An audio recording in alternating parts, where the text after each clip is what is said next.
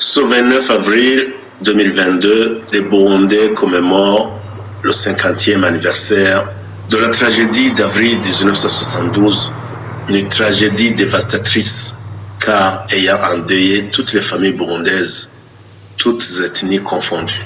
Elle a touché les trois composantes de la société burundaise, en l'occurrence d'abord les Tutsis, par la tentative de leur extermination par un groupe de l'élite Hutu.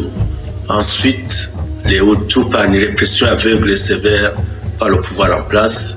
Et enfin, la monarchie par l'assassinat du dernier roi du Burundi, le roi Ntare V. Depuis cette date sinistre, chaque groupe essaie de condamner l'autre. Les Tutsis accusant les Hutus de tentative de leur extermination, tandis que les Hutus affirmant que les crimes de 1972 constituent des crimes de génocide des Hutus conformément aux provisions de la Convention des Nations Unies pour la prévention et la répression du crime de génocide, adoptée le 9 décembre 1948 et dont le Burundi est membre. Ce serait évidemment une vue courte de l'esprit que de connaître tel groupe ou tel autre sans connaître le contexte de son action. Du côté des Hutus, ce qui s'est passé en avril 1972 était une continuation de la politique du diviser pour régner, instituée par les puissances occupantes depuis le début du XXe siècle et qui s'est traduite par des massacres de Tutsis et l'abolition de la monarchie au Rwanda. L'introduction des partis à connotation ethnique au Burundi, par les messages de haine par des élites Hutus à l'égard des Tutsis, par les tentatives de renversement des institutions en 1965 et en 1969, avec les conséquences dramatiques que l'on connaît. Et du côté du pouvoir en place en 1972, le capitaine Micombero était conscient que le 28 novembre 1966, il avait arraché le pouvoir aux Hutus, qui voulaient renverser la monarchie et écarter les Tutsis en 1965, et que par conséquent, les Hutus ne le laisseraient jamais tranquille.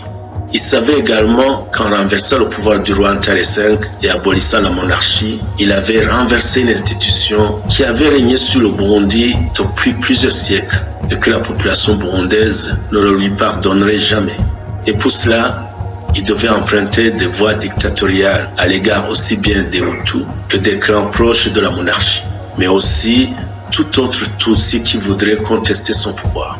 La répression sévère exercée par Micombero avec l'aide de son clan, du parti Prona devenu parti unique et de la jeunesse contre les populations Hutus, s'inscrivait dans ce contexte de survie de son pouvoir.